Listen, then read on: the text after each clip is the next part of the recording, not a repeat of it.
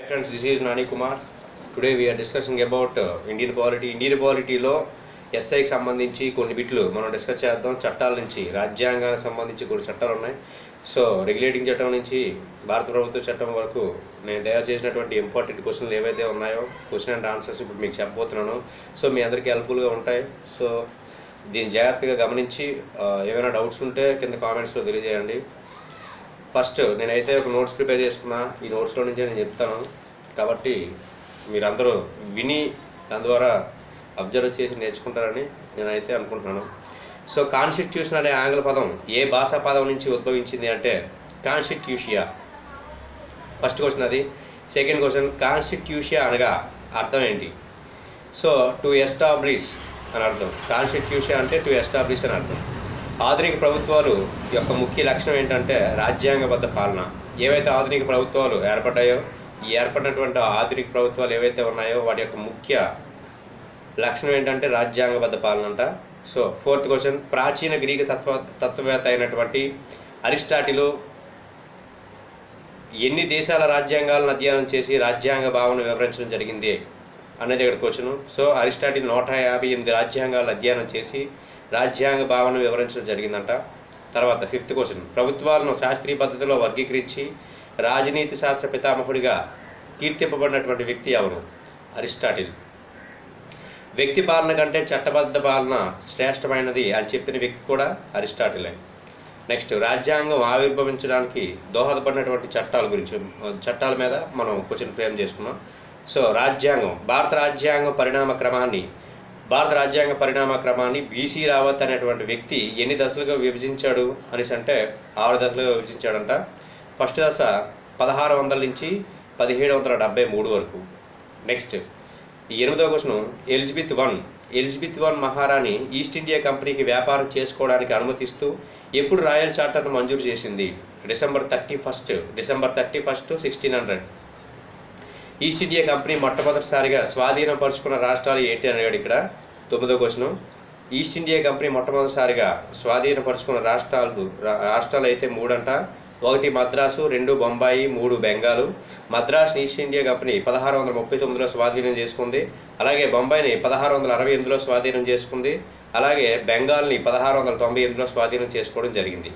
అయితే east India కంపెనీలో జరుగుతున్నటువంటి అవినీతిని వెలికి తీయడానికి బ్రిటిష్ ప్రభుత్వం ఎవరి అధ్యక్షతన ఒక రహస్య కమిటీని వేసింది అనేసి అడిగాడు 10వ క్వశ్చన్. సో ఇందులో general Burgoyne. Next question, general Burgoyne. 11వ question, 11th question, general Burgoyne committee నివేదిక ఆధారంగా ఏర్పాటు చేసినటువంటి చట్టం. జనరల్ బుర్గాయిస్ ఇచ్చినటువంటి కమిటీ నివేదిక ఆధారంగా ఏర్పాటు చేయబడినటువంటి చట్టం ఏదంటే 1773 regulating act. Next question, 12th question, ఏదైనా ఒక సంస్థ లేదా సంఘాల ఏర్పాటుకు అనుమతిస్తూ ప్రభుత్వం లేదా రాజ్యాధినేత ఎవరైతే ఉంటారో ఆ రాజ్యాధినేత జారీ చేసే అనుమతి పత్రాన్ని ఏమంటారు? చార్టర్ అంటారండి. చార్టర్ అంటే ఏంటి అంటే 13వ క్వశ్చన్, చార్టర్ అంటే ఏంటి అని అడిగాడు. చార్టర్ అంటే ఒప్పందం. మొదటి దశలో చేయబడినటువంటి చార్టర్ చట్టాలు ఏవి అని అడిగాడు ఇక్కడ. మొదటి దశలో 1601లో ఒక చార్టర్ చట్టం జరిగింది. తర్వాత 1726లో రెండవ చార్టర్ చట్టం జరిగింది. సో రెండో దశ ఎప్పటి నుంచి ఎప్పటి వరకు కొనసాగిందంటే 1773 నుంచి 1858 వరకు కొనసాగింది. అయితే రెగ్యులేటింగ్ చట్టాన్ని ఎప్పుడు చేశారంటే 1773లో చేశారు. తర్వాత రెగ్యులేటింగ్ అనగా క్రమబద్ధం చేయుట. 14వ క్వశ్చన్, భారతదేశానికి సంబంధించి మొట్టమొదటి లిఖిత రాజ్యాంగ చట్టంగా దేని వర్ణిస్తారు అంటే భారతదేశానికి సంబంధించి మొట్టమొదటి లిఖిత రాజ్యాంగ చట్టం 1773 రెగ్యులేటింగ్ చట్టం. తర్వాత 15వ క్వశ్చన్, వ్యాపార కార్యక్రమాలు నిర్వహిస్తున్న ఈస్ట్ ఇండియా కంపెనీకి మొదటిసారిగా 1773 చట్టం ద్వారా ఏ అధికారాలు లభించాయని అడిగాడు. వ్యాపార కార్యక్రమాలు నిర్వహిస్తున్నటువంటి ఈస్ట్ ఇండియా కంపెనీకి మొట్టమొదటిసారిగా 1773 రెగ్యులేటింగ్ చట్టం ద్వారా ఏ అధికారాలు లభించాయని అడిగాడు. సో ఈ చట్టం ద్వారా ఈస్ట్ ఇండియా కంపెనీకి రాజకీయ మరియు పరిపాలన అధికారాలు లభించాయి. 19వ క్వశ్చన్, 1773 రెగ్యులేటింగ్ చట్టాన్ని నాటి బ్రిటిష్ ప్రధాని అయినటువంటి లార్డ్ నార్త్ పార్లమెంట్లో ఎప్పుడు ప్రవేశపెట్టాడంటే 18వ తారీఖు మే 5వ నెల 18వ తారీఖు 1773న ఈ చట్టాన్ని పార్లమెంట్లో ప్రవేశపెట్టడం జరిగింది. ప్రవేశపెట్టిన వ్యక్తి ఎవరంటే బ్రిటిష్ ప్రధానమంత్రి లార్డ్ నార్త్. ఏ చట్టం 20 క్వశ్చన్, ఏ చట్టం ద్వారా బెంగాల్ గవర్నర్ యొక్క హోదాని గవర్నర్ జనరల్ ఆఫ్ బెంగాల్గా మార్చారు అని అడిగాడు. సో 1773 రెగ్యులేటింగ్ చట్టం ద్వారా బెంగాల్ గవర్నర్ యొక్క హోదాని బెంగాల్ గవర్నర్ జనరల్ ఆఫ్ ఏ చట్టం ద్వారా బెంగాల్ గవర్నర్ హోదాను బెంగాల్ గవర్నర్ జనరల్ ఆఫ్గా మార్చారని అడిగాడు. ఇక్కడ 1773 రెగ్యులేటింగ్ చట్టం అనమాట. సో గవర్నర్ జనరల్ ఆఫ్ బెంగాల్కి మరొక పేరు ఉంది. ఈ గవర్నర్ జనరల్ ఆఫ్ బెంగాల్కి మరొక పేరు అదేంటని అడిగాడు. 21వ question. Governor general of the presidency of the Fort William అనేసి కూడా పిలవచ్చు అంట గవర్నర్ జనరల్ ఆఫ్ ది బెంగాల్ని. So governor general of the presidency of the Fort William అని పిలవచ్చు అంట గవర్నర్ జనరల్ ఆఫ్ బెంగాల్ని. తర్వాత 22వ క్వశ్చన్. గవర్నర్ జనరల్ ఆఫ్ బెంగాల్కి సలహాలు ఇవ్వడానికి 4 సభ్యులతో కూడినటువంటి కార్యనిర్వాహక మండలిని ఏ చట్టం ద్వారా ఏర్పాటు చేశారు? గవర్నర్ జనరల్ ఉన్నాడు. గవర్నర్ జనరల్కి ఒక కార్యనిర్వాహక మండలి ఉంటుంది. ఆ కార్యనిర్వాహక మండలిలో ఉన్నటువంటి సభ్యులు ఎంతమంది ఉండాలని చెప్పేసి ఏ చట్టం ద్వారా డిసైడ్ చేశారంటే 1773 రెగ్యులేటింగ్ చట్టం ద్వారా అందులో 4 సభ్యుల్ని ఉంచేటట్టు చేశారనమాట. నెక్స్ట్, బెంగాల్కి మొట్టమొదటి గవర్నర్ జనరల్గా నియమించబడిన వ్యక్తి ఎవరు అని అడిగాడు. బెంగాల్కి మొట్టమొదటిసారిగా గవర్నర్ జనరల్గా నియమించబడిన వ్యక్తి ఎవరు అంటే వారన్ హేస్టింగ్స్. ఈ చట్టం ప్రకారం కార్యనిర్వాహక మండలిలో ఈ governor general Bengal governor general Warren Hastings కార్యనిర్వాహక మండలిలో సభ్యులు ఎవరంటే 4 ఉన్నారు. సో ఆ 4 ఎవరని అడిగాడు. 1 క్లావెరింగో, రెండో వ్యక్తి బార్వెల్, 3వ వ్యక్తి ఫిలిప్ ఫ్రాన్సిస్, 4వ వ్యక్తి మాన్సన్. ఈ 4 అందులో ఉన్నారు కార్యనిర్వాహక మండలిలో. కార్యనిర్వాహక మండలిలో సభ్యులను ఏమని పిలుస్తారు అని అడిగాడు. Next question 25. కార్యనిర్వాహక మండలిలో సభ్యులను కలకత్తా కౌన్సిల్ అని పిలుస్తారు. కార్యనిర్వాహక మండలిలో సభ్యులు కలకత్తా కౌన్సిల్ లేదా కౌన్సిల్ ఆఫ్ ఫోర్ అని కూడా పిలవచ్చు. కలకత్తా కౌన్సిల్ లేదా కౌన్సిల్ ఆఫ్ ఫోర్ అని కూడా పిలవచ్చు. 26వ క్వశ్చన్. వారన్ హేస్టింగ్ బెంగాల్ గవర్నర్గా ఎప్పుడు నియమించబడ్డాడని అడిగాడు. వారన్ హేస్టింగ్ బెంగాల్ గవర్నర్గా ఎప్పుడు నియమించబడ్డాడంటే 1772 ఏప్రిల్ 11వ తారీఖున బెంగాల్ గవర్నర్ జనరల్ బెంగాల్కు గవర్నర్గా ఈ వారన్ హేస్టింగ్స్ నియమించడం జరిగింది. తర్వాత 1773 రెగ్యులేటింగ్ యాక్ట్ ప్రకారం Warren Hastings governor general of బెంగాల్గా ఎప్పుడు నియమించబడ్డాడు. సో గవర్నర్గా అంటే ఏప్రిల్ 13, 1772న గవర్నర్ జనరల్గా కాకుండా గవర్నర్గా నియమించబడ్డాడు. గవర్నర్ జనరల్గా ఎప్పుడు నియమించబడ్డాడని అడిగాడు. 1773 రెగ్యులేటింగ్ యాక్ట్ ప్రకారం Warren Hastings governor general of బెంగాల్గా ఎప్పుడు నియమించబడ్డాడంటే అక్టోబర్ 20, 1773. అక్టోబర్ 20, 1773. సో 28వ క్వశ్చన్. వారన్ హేస్టింగ్స్ గవర్నర్గా ఉన్న కాలంలో మొట్టమొదటిసారిగా వారన్ హేస్టింగ్స్ ప్రవేశపెట్టినటువంటి పదవి ఏది అంటే కలెక్టర్ పదవిని ప్రవేశపెట్టాడు. మొట్టమొదటిసారిగా ఏ పదవిని ప్రవేశపెట్టాడంటే కలెక్టర్ పదవిని ప్రవేశపెట్టాడని చెప్పాలి. So 29వ question. ఏ చట్టం ప్రకారం బొంబాయి మద్రాస్ ప్రెసిడెన్సీకి సంబంధించినటువంటి గవర్నర్లు ఎవరైతే ఉన్నారో ఆ గవర్నర్ జనరల్కు ఆ గవర్నర్ బొంబాయి మద్రాస్ గవర్నర్లు బెంగాల్ గవర్నర్ జనరల్కి ఆధీనంగా చేయడం జరిగింది. అది ఏ చట్టం ప్రకారం ఆ విధంగా చేయడం జరిగిందంటే 1773 రెగ్యులేటింగ్ చట్టం ద్వారా చేయడం జరిగింది. ఏదైతే బొంబాయి మద్రాస్ ప్రెసిడెన్సీకి సంబంధించి గవర్నర్లు ఉన్నారో ఆ ఇద్దరు గవర్నర్లు కూడా బెంగాల్ గవర్నర్ జనరల్ ఆధీనంలో పనిచేయాలని చెప్పేసి ఈ 1773 రెగ్యులేటింగ్ చట్టం చెప్పింది. 30వ క్వశ్చన్. మొట్టమొదటిసారిగా 1774 సుప్రీంకోర్ట్ ఆఫ్ జ్యుడికేషన్ ఎక్కడ ఏర్పాటు చేశారు? కలకత్తాలో పోర్ట్ విలియం. మొట్టమొదటిసారిగా ఈ కలకత్తాలో పోర్ట్ విలియంలో సుప్రీంకోర్టుని ఏర్పాటు చేయడం జరిగింది. సో దాన్నే 1774లో ఏర్పాటు చేశారంట. తర్వాత 31. 1774లో ఏర్పాటు చేసినటువంటి సుప్రీంకోర్టులో ఎంతమంది న్యాయమూర్తులు ఉన్నారని చెప్పేసి అడిగాడు. ఒక ప్రధాన న్యాయమూర్తి ప్లస్ 3, మొత్తం 4 వ్యక్తులు ఉన్నారు. ఒక ప్రధాన న్యాయమూర్తి, మిగతా వాళ్ళు 3 న్యాయమూర్తులు ఈ సుప్రీంకోర్టులో పనిచేయడం జరిగింది. Next 32వ question. సుప్రీంకోర్టు మొదటి ప్రధాన న్యాయమూర్తి అప్పుడు ఏర్పాటు చేయబడినటువంటి సుప్రీంకోర్టు ఏదైతే ఉందో ఆ సుప్రీంకోర్టు ప్రధాన న్యాయమూర్తి ఎవరు అంటే సర్ ఎలిజా ఇంపే. ఈ సుప్రీంకోర్టులో మిగతా 3 న్యాయమూర్తులు ఎవరైనా అడిగారు. ఇది 33వ question. Robert Chambers. First question ఈ సుప్రీంకోర్టులో మొదటి న్యాయమూర్తి రాబర్ట్ చాంబర్స్. రెండో వ్యక్తి సీజర్ లైమైస్టర్. మూడో వ్యక్తి జాన్ హైడ్. ఈ 3 కూడా Robert Chambers, Caesar Lemaistre, John Hyde ఈ 3 కూడా మొట్టమొదటిసారిగా ఏర్పాటు చేయబడినటువంటి సుప్రీంకోర్టులో న్యాయమూర్తులుగా ఉన్నారు. అలాగే ప్రధాన న్యాయమూర్తి అయితే ఎలిజా ఇంపే. తర్వాత 34వ క్వశ్చన్. 1773 యాక్ట్ ప్రకారం 1773 ఈస్ట్ ఇండియా కంపెనీ ఈ 1773 యాక్ట్ ఈస్ట్ ఇండియా కంపెనీకి ఎన్ని సంవత్సరాలు వ్యాపారం చేసుకోవడానికి అనుమతి ఇచ్చింది? ఈ 1773 చట్టం ప్రకారం ఈస్ట్ ఇండియా కంపెనీకి వ్యాపారం చేసుకోవడానికి ఎన్ని సంవత్సరాలకి అనుమతి లభించిందని అడిగాడు. ఇక్కడ సో ఇక్కడ ఈస్ట్ ఇండియా కంపెనీ వ్యాపారం చేసుకోవడానికి 20 సంవత్సరాలు ఈ రెగ్యులేటింగ్ చట్టం 20 సంవత్సరాలు అనుమతి ఇచ్చింది. ఓకే, నెక్స్ట్ ఇది అయింది, రెగ్యులేటింగ్ చట్టం ఇక్కడితో కంప్లీట్ అయింది. నెక్స్ట్ 1784 ఫిట్స్ ఇండియా యాక్ట్ తీసుకురావడం జరిగింది. ఇది 35 కోసం రెగ్యులేటింగ్ యాక్ట్లో లోపాలను సవరించడానికి చేసినటువంటి చట్టం ఏది అన్నాడు? 1784 fits India act, fits India చట్టము. ఎక్కడికో 35 క్వశ్చన్ కంప్లీట్ అయినాయి. ఇంకా నెక్స్ట్ క్వశ్చన్, బ్రిటన్ ప్రధాని అయినటువంటి విలియం పిట్ 1784 చట్టాన్ని ప్రతిపాదించడం వలన 1784 చట్టానికి వచ్చినటువంటి పేరు ఏది అంటే పిట్స్ ఇండియా పేరు. పిట్స్ ఇండియా చట్టం పిట్స్ అనే పేరు ఎవరి పేరు మీదుగా వచ్చిందంటే విలియం పిట్. ఈ విలియం పిట్ అనేటువంటి వ్యక్తి బ్రిటన్ ప్రధానమంత్రి. సో ఈ ప్రధానమంత్రి ఈ చట్టాన్ని చేశాడు కాబట్టి ఈ చట్టానికి పిట్స్ ఇండియా చట్టం అనే పేరు వచ్చింది. 37 కోసం ఏ చట్టం ద్వారా ఈస్ట్ ఇండియా కంపెనీకి మొట్టమొదటిసారిగా ద్వంద్వ పాలన ప్రవేశపెట్టారు? సో ఈస్ట్ ఇండియా కంపెనీ వాళ్ళు మొట్టమొదటిసారిగా ద్వంద్వ పాలన ఏ చట్టం ద్వారా ప్రవేశపెట్టారంటే ఈస్ట్ ఇండియా కంపెనీలో 1784 ఫిట్స్ ఇండియా యాక్ట్. సో ఏ చట్టం ద్వారా ఈస్ట్ ఇండియా కంపెనీలో మొట్టమొదటిసారిగా ద్వంద్వ పాలన ప్రవేశపెట్టారని అడిగారు. సో 1774 ఫిట్స్ ఇండియా చట్టం ప్రకారం ఈ ద్వంద్వ పాలన ప్రవేశపెట్టడం జరిగింది. ఏ చట్టం ద్వారా కంపెనీ యొక్క వ్యాపార మరియు రాజకీయ కార్యకలాపాలు వేరు చేయబడ్డాయి? ఈస్ట్ ఇండియా కంపెనీలో వ్యాపార మరియు రాజకీయ కలాపాలు ఏ చట్టం ద్వారా వేరు చేయబడ్డాయని అడిగాడు. క్వశ్చన్ 38వ క్వశ్చన్ 1784 ఫిట్స్ ఇండియా చట్టం. ఆన్సర్ 39. ఏ చట్టం ప్రకారం గవర్నర్ జనరల్ కార్యనిర్వాహక మండలిలో సభ్యుల సంఖ్య 4 నుంచి 3 తగ్గింది?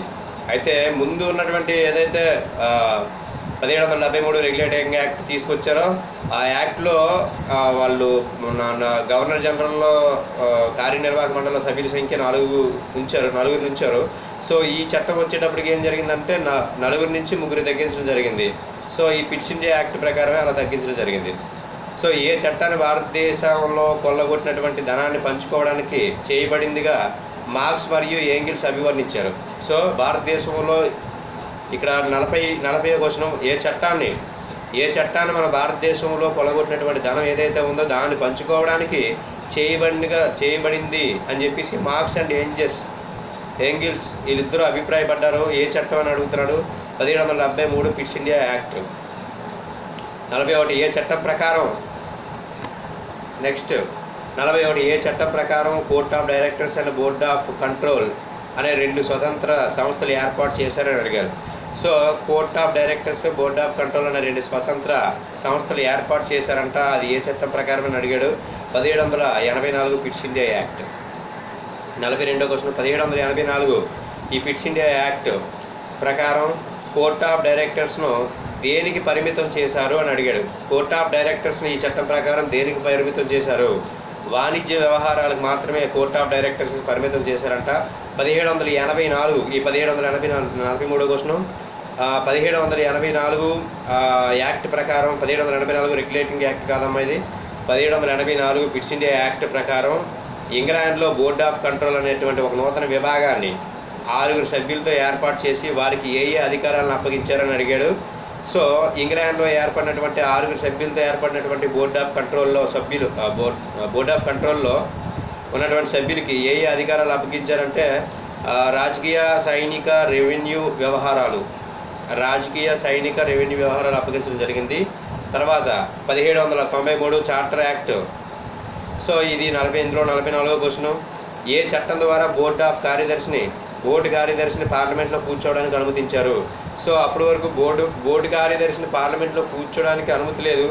సో ఏ చట్టం ప్రకారం ఈ బోర్డు కార్యదర్శిని పార్లమెంట్లో కూర్చోవడానికి అనుమతించారని అడిగాడు. 1793 చార్టర్ యాక్ట్ అని చెప్పాలి ఆన్సరు. సో 1793 చార్టర్ చట్టం ప్రకారం ఈ చార్టర్ చట్టం చేసే సమయంలో బ్రిటిష్ గవర్నర్ జనరల్ ఎవరని అడిగాడు. సో ఈ బ్రిటిష్ గవర్నర్ జనరల్ ఎవరంటే Cornwallis. Next 1813 charter act. 1813 charter act అంట. సో ఇందులో 46వ క్వశ్చన్గా ఇందులో ఇవ్వడం జరిగింది. 46వ క్వశ్చన్, ఈస్ట్ ఇండియా కంపెనీకి చార్టర్ను 1813 చార్టర్ యాక్ట్ ద్వారా ఎన్ని సంవత్సరాలు పొడిగించారు? సో ఈస్ట్ ఇండియా కంపెనీకి మరొక 20 సంవత్సరాలు ఈ 1813 చార్టర్ చట్టం ప్రకారం పొడిగించుకునే వ్యాపారం చేసుకునే అవకాశం లభించిందంట. సో 47వ క్వశ్చన్, ఏ చట్టం ద్వారా భారతీయులకు మతపరమైన విద్యాపరమైన అధ్యయనం కోసం ప్రతి సంవత్సరం ₹1,00,000 కేటాయించారని చెప్పేసి అడిగాడు. సో అది ఏ చట్టం ప్రకారం ₹1,00,000 కేటాయించారంటే 1813 చార్టర్ యాక్ట్ ప్రకారం ₹1,00,000 కేటాయించారంట. 48వ క్వశ్చన్, ఏ చట్టం ద్వారా కంపెనీ యొక్క ఆదాయంపై వ్యాపార లాభాలపై ప్రభుత్వానికి నియంత్రణ కల్పించడం జరిగింది అని అడిగాడు. సో ఈ 1813 చార్టర్ యాక్ట్ ప్రకారం కంపెనీ యొక్క ఆదాయంపై వ్యాపార లాభాలపై ప్రభుత్వానికి నియంత్రణ కల్పించడం జరిగింది చట్టం ప్రకారం. సో 49వ క్వశ్చన్, ఏ చట్టం ప్రకారం స్థానిక సంస్థలకు పన్నులు విధించడానికి అవి చెల్లించిన వారిపై చర్యలు తీసుకునే అధికారాన్ని ఇచ్చారని అడిగారు. సో ఈ చట్టం ప్రకారం 1813 చార్టర్ చట్టం ప్రకారం స్థానిక సంస్థలకు పన్నులు విధించే అధికారం లభించింది. అలాగే ఆ పన్నులు చెల్లించిన వారిపై చర్యలు తీసుకునే అధికారం కూడా స్థానిక సంస్థలకు ఇవ్వడం జరిగిందంట. 50వ క్వశ్చన్, ఏ చట్టం కంపెనీ వర్తకంపై గుత్తాధిపత్యం తొలగించి ప్రతి బ్రిటన్ పౌరుడికి వర్తకం చేసుకునే అవకాశం కల్పించిందని అడిగారు. 1813 చార్టర్ యాక్ట్ ప్రకారం ప్రతి బ్రిటన్ పౌరుడికి కూడా వ్యాపారం చేసుకునే అవకాశం కల్పించడం జరిగింది ఇక్కడ. సో కంపెనీని కేవలం పాలనాపరమైన సంస్థగా మాత్రమే మార్చడం జరిగింది. ఏ చట్టం ప్రకారం సివిల్ సర్వెంట్స్కి శిక్షణ సదుపాయాన్ని కల్పించారని అడిగారు. సో అప్పటి వరకు సివిల్ సర్వెంట్స్కి శిక్షణ సదుపాయం లేదంట. 1813 చార్టర్ యాక్ట్ ప్రకారం సివిల్ సర్వెంట్స్కి శిక్షణ సదుపాయాన్ని కల్పించడం జరిగిందంట. సో 52వ క్వశ్చన్, భారత్కు మిషనరీలు రావడానికి అనుమతించినటువంటి చట్టం ఏది అని అడిగారు. సో క్రైస్తవ మిషనరీలు విదేశాల నుంచి మన భారత్ రావడానికి ఏ చట్టం అవకాశం కల్పించిందని అడిగాడు. సో 1813 చార్టర్ చట్టం ప్రకారం భారత్కి విదేశీ మిషనరీలు రావడానికి అవకాశం కల్పించిందంట. సో ఏ చట్టం ద్వారా మత మార్పిడిలకు అవకాశం ఏర్పడింది. సో ఎప్పుడైతే ఈ విదేశీ మిషనరీలకు అవకాశం కల్పించిందో దీని ద్వారా మత మార్పిడిలకు కూడా అవకాశం కల్పించే చట్టంగా 1813 చార్టర్ చట్టాన్ని మనం చెప్పుకుంటాం. సో 1833 చార్టర్ యాక్ట్ గురించి మళ్ళీ మాట్లాడుకోవాలి నెక్స్ట్. తర్వాత ఇందులో 54వ క్వశ్చన్, ఏ చట్టం ద్వారా గవర్నర్ జనరల్ ఆఫ్ బెంగాల్ పదవిని భారత గవర్నర్ జనరల్గా మార్చారంటే బెంగాల్ గవర్నర్ జనరల్గా ఉన్నటువంటి పదవి ఏదైతే ఉందో దాన్ని బెంగాల్ గవర్నర్ జనరల్గా మార్చారు. అది ఏ చట్టం ద్వారా మార్చారని అడిగాడు. 1833 చార్టర్ యాక్ట్. సో 55వ క్వశ్చన్, ఏ చట్టం ప్రకారం బెంగాల్ గవర్నర్ జనరల్గా ఉన్నటువంటి విలియం బెంటింగ్ భారతదేశం మొట్టమొదటి గవర్నర్ జనరల్ అయ్యారు అని అడిగాడు. సో 1833 చార్టర్ యాక్ట్ ప్రకారం ఎవరైతే భారతదేశం మొట్టమొదటి ఏ చట్టం ప్రకారం బెంగాల్ గవర్నర్ జనరల్గా ఉన్నటువంటి విలియం బెంటింగ్ బెంగాల్ గవర్నర్ జనరల్గా ఉన్నాడు. ఆ బెంగాల్ గవర్నర్ జనరల్గా ఉన్నటువంటి విలియం బెంటింగ్ భారతదేశం మొట్టమొదటి గవర్నర్ జనరల్గా అవ్వడం జరిగింది. అది ఏ చట్టం ప్రకారం అంటే 1833 చార్టర్ యాక్ట్ ప్రకారం అవ్వడం జరిగింది. నెక్స్ట్, భారతదేశం మొట్టమొదటి గవర్నర్ జనరల్ ఎవరు అని అడిగాడు. భారతదేశపు మొట్టమొదటి గవర్నర్ జనరల్ ఎవరు అంటే భారతదేశపు మొట్టమొదటి గవర్నర్ జనరల్ విలియం బెంటింగ్ అంట. సో 1813 చట్టం ద్వారా భారత గవర్నర్ జనరల్కు ఏ అధికారాలు లభించాయంటే సివిలు, మిలిటరీ, ఆర్థిక అధికారాలు లభించాయి. 1833 చార్టర్ చట్టం ద్వారా భారత గవర్నర్ జనరల్కు ఏ అధికారాలు లభించాయని అడిగాడు. సో ఇక్కడ సివిల్ అధికారాలు, మిలిటరీ అధికారాలు, ఆర్థిక అధికారాలు ఇవి లభించాయంట. సో 58వ క్వశ్చన్, ఏ చట్టం ప్రకారం ఏ చట్టం ప్రకారం గవర్నర్ కార్యనిర్వాహక మండలి సభ్యుల సంఖ్య 4కు పెంచి అందులో ఒక న్యాయసభ్యుడు ఉండే విధంగా సవరణ చేశారు అంటే ఆల్రెడీ పిట్స్ ఇండియా యాక్ట్ వచ్చినప్పుడు ముగ్గురు తగ్గించారు. మళ్ళీ ఆ ముగ్గురు తగ్గించిందని మళ్ళీ ఒక వ్యక్తిని పెంచి 4 చేశారు. సో అందులో ఖచ్చితంగా ఒక న్యాయసభ్యుడు ఉండేలాగా చూశారు. అది ఏ చట్టం ప్రకారం అలా చేశారని అడిగాడు. సో 1833 చార్టర్ యాక్ట్ ప్రకారం ఆ విధంగా చేశారు. సో 1833 చార్టర్ చట్టం ప్రకారం న్యాయసభ్యుడిగా ఎవరికి ప్రాతినిధ్యం కల్పించారు. ఎవరైతే 4 సభ్యులు ఉన్నారో 4 సభ్యుల్లో ఒకడు అందులో న్యాయసభ్యుడిగా ఎవరికి అవకాశం కల్పించారని అడిగారు. లార్డ్ మెకాలేకి అవకాశం కల్పించడం జరిగింది. 60వ క్వశ్చన్, ఏ చట్టం ద్వారా కంపెనీ వ్యాపార లావాదేవీలను రద్దు చేసి పరిపాలనా సంస్థగా మార్చారు అనేసి అడిగాడు. 1833 చార్టర్ యాక్ట్ ప్రకారం కంపెనీ యొక్క లావాదేవీలను రద్దు చేసి పరిపాలనా సంస్థగా మార్చడం జరిగింది. అది 1833 చార్టర్ చట్టం ద్వారా మాత్రమే జరిగింది. సో ఏ చట్టం ప్రకారం తేయాకు చైనాతో వ్యాపారం కూడా కంపెనీ ఆధీనం నుంచి తొలగించబడిందని అడిగాడు. 1733 1833 చార్టర్ యాక్ట్. భారతదేశంలోని కంపెనీ భూభాగాలను రాజుకి, అతని వారసులకి మరియు అధికారులకు కట్టబెడుతూ కంపెనీని ట్రస్ట్గా మార్చినటువంటి చట్టం ఏది అంటే 1833 చార్టర్ చట్టము. భారతదేశంలో ఉన్నటువంటి కంపెనీ భూభాగాలను రాజుకి, అతని యొక్క వారసులకి మరియు అధికారులకు కట్టబెడుతూ కంపెనీని ఒక ట్రస్ట్గా మార్చినటువంటి చట్టం ఏది అంటే 1833 చార్టర్ చట్టం. నెక్స్ట్ 63వ క్వశ్చన్, యూరోపియన్లు భారతదేశానికి వలస వచ్చేందుకు భూమి మరియు ఆస్తులు సంపాదించుకునేందుకు ఉన్న నియంత్రణను తొలగించి వారికి పూర్తి స్వేచ్ఛ కల్పించినటువంటి చట్టం ఏదని అడిగాడు. 1833 చార్టర్ చట్టం అని చెప్పాలి. నెక్స్ట్, బ్రిటిష్ వలస రాజ్య స్థాపనకు చట్టబద్ధత కల్పించిన చట్టం. బ్రిటిష్ వలస రాజ్య స్థాపనకు చట్టబద్ధత కల్పించిన చట్టం ఏదంటే 1833 చార్టర్ యాక్ట్. సివిల్ సర్వీస్ నియామకాల్లో బహిరంగ పోటీ పద్ధతిని ప్రతిపాదించినటువంటి చట్టం ఏదని అడిగాడు. సివిల్ సర్వీస్ నియామకాల్లో బహిరంగ పోటీని నిర్వహించేటువంటి బహిరంగ పోటీని ప్రతిపాదించినటువంటి చట్టం ఏదంటే 1833 చార్టర్ చట్టం.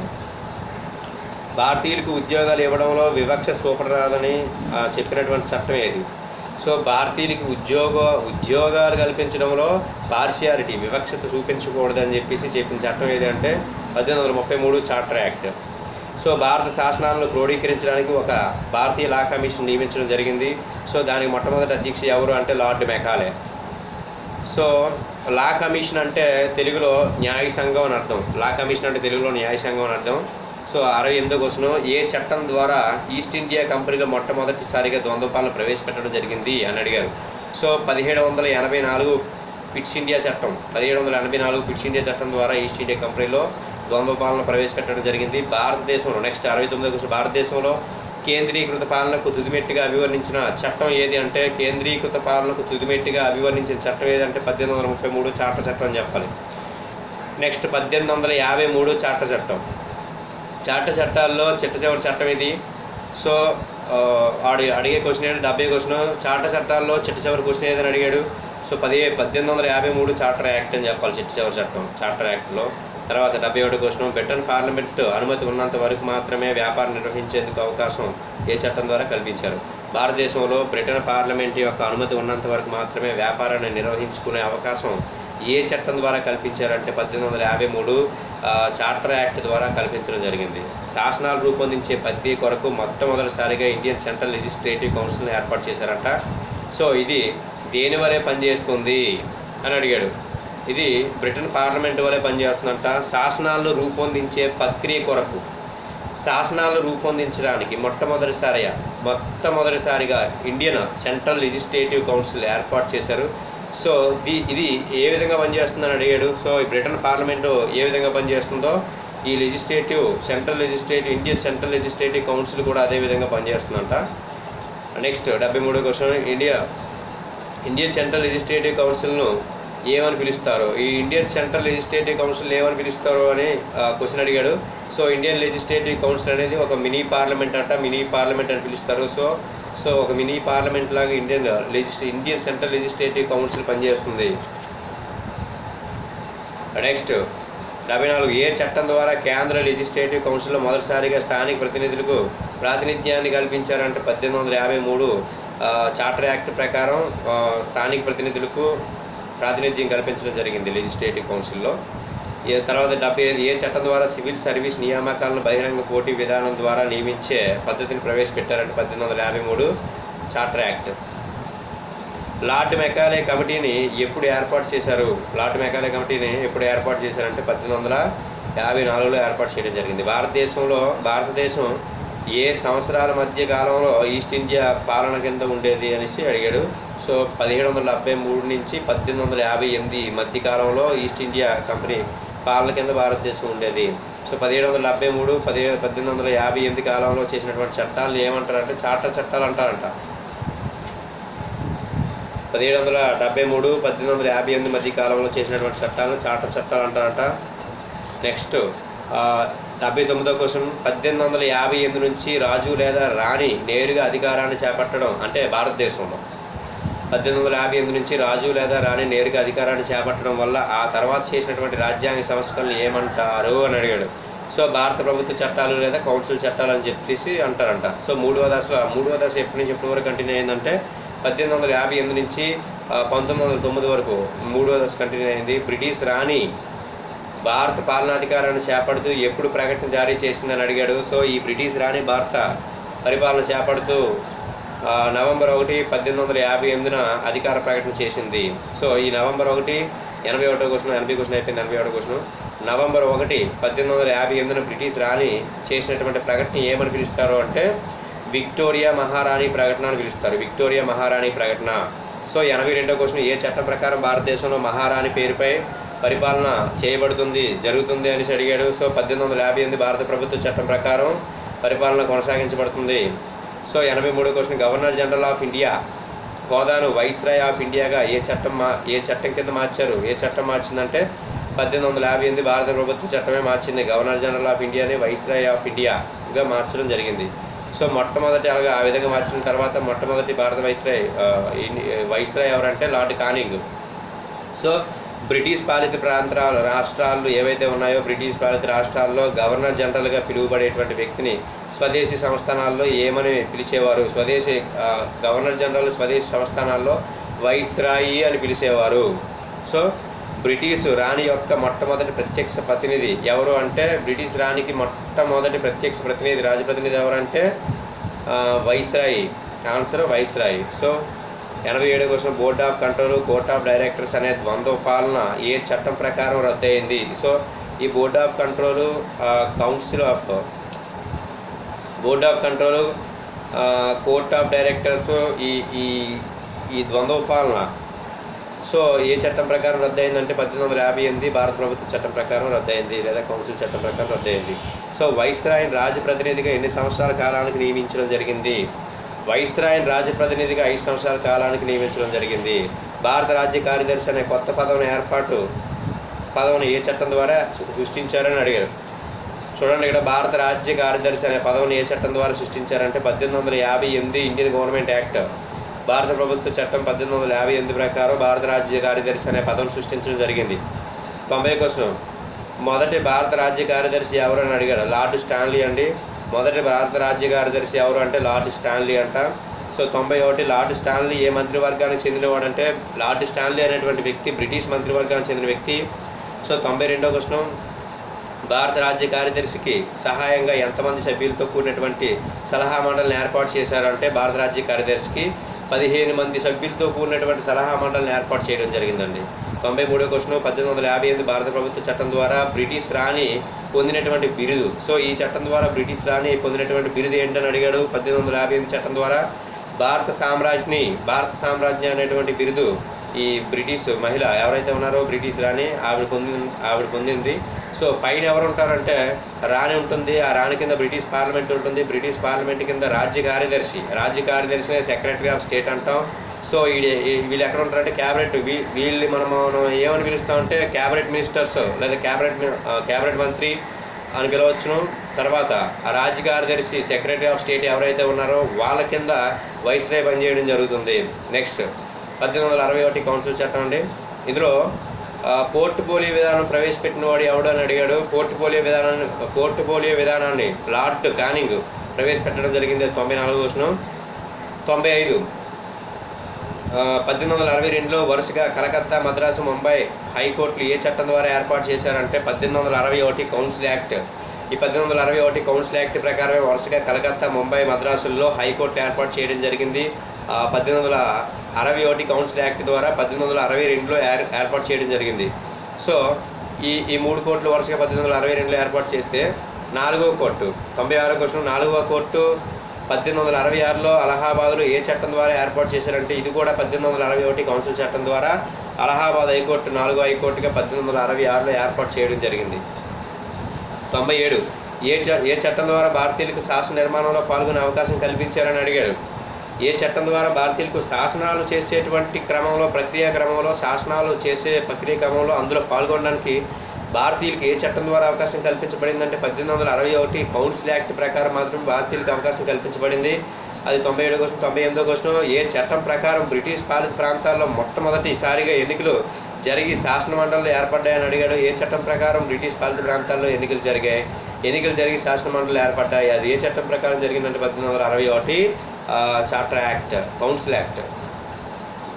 99 పోర్ట్ఫోలియో అంటే ఏంటని అడిగాడు. పోర్ట్ఫోలియో అంటే మంత్రిత్వ శాఖల కేటాయింపు. మంత్రిత్వ శాఖల కేటాయింపుల్ని మనం పోర్ట్ఫోలియో అంటాం. తర్వాత 100వ క్వశ్చన్, అత్యవసర పరిస్థితుల్లో వైస్రాయి కౌన్సిల్ని సంప్రదించకుండా 6 నెలల కాలానికి ఆర్డినెన్స్ని జారీ చేసే అధికారం కల్పించబడిన చట్టం ఏది? అత్యవసర పరిస్థితుల్లో వైస్రాయి కౌన్సిల్ను సంప్రదించకుండా ఈ వైస్రాయి 6 నెలల కాలానికి ఆర్డినెన్స్ని జారీ చేసే అధికారం ఈ వైస్రాయి కల్పించడం జరిగింది. అది ఏ చట్టం ద్వారా కల్పించారంటే 1861 కౌన్సిల్ చట్టం ద్వారా కల్పించారంట. సో ఇక్కడతో 100 క్వశ్చన్లు అయ్యాయి. బట్ ఇందులో ఒక క్వశ్చన్ మిగిలిపోయింది, 1 2 ఉన్నాయి. సో ఇక్కడతో 100 క్వశ్చన్స్ అయినాయి. సో ప్రతి వీడియోలో 100 అప్లోడ్ చేయడం జరుగుతుంది. Thank you.